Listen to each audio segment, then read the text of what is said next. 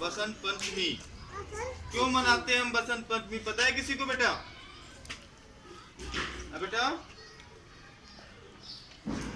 हमारे भारत देश में भिन्न भिन्न समाज, जातियों, धर्मों के लोग रहते हैं, तो अनेक प्रकार के त्योहार हमारे देश में मनाए जाते हैं, है ना बेटा? पता है ना सबको? भिन्न भिन्न त्योहार हम मनाते हैं, होली, दशहरा, दीपावली, तीज, ईद, सिखों का त्योहार भी होता है, गुरु पर्व होता है ना बेटा? तो हम सभी धर्मों के लोग इस देश में रहते हैं, तो उन सभी प्रमुख त्योहारों में से आज बसंत पंचमी का त्योहार है। बसंत पंचमी आपने सुना होगा बेटा, ऋतुएं होती है ना, ऋतुएं कितनी ऋतुएं होती हैं? 6 ऋतुएं होती हैं। कितनी? 6। उन सभी ऋतुओं में से एक है बसंत ऋतु, है ना बेटा? कौन सी? बसंत ऋतु। और इस बसंत ऋतु को इन सभी ऋतुओं का गुरु कहा जाता है। क्या कहा जाता है? मतलब सबसे बड़ा माना जाता है। हिंदू धर्म के अनुसार प्राचीनतम जो बातें हैं उनके अनुसार कहा जाता है कि आज ही हमारी विद्या की देवी माँ सरस्वती का जन्म हुआ था। क्या हुआ था?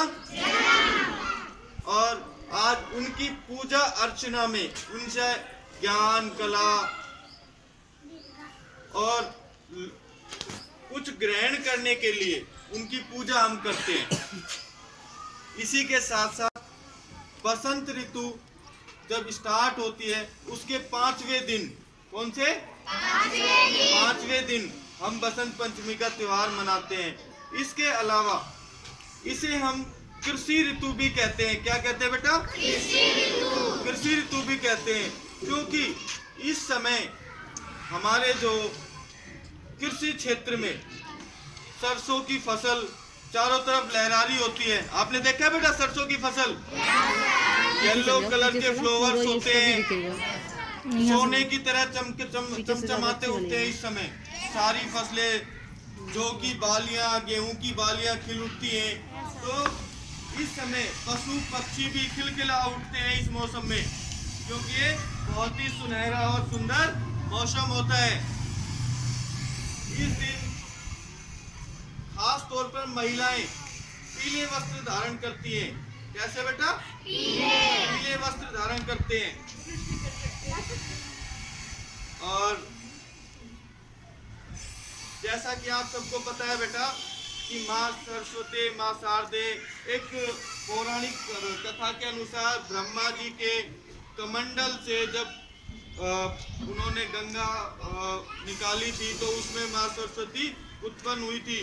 ठीक है?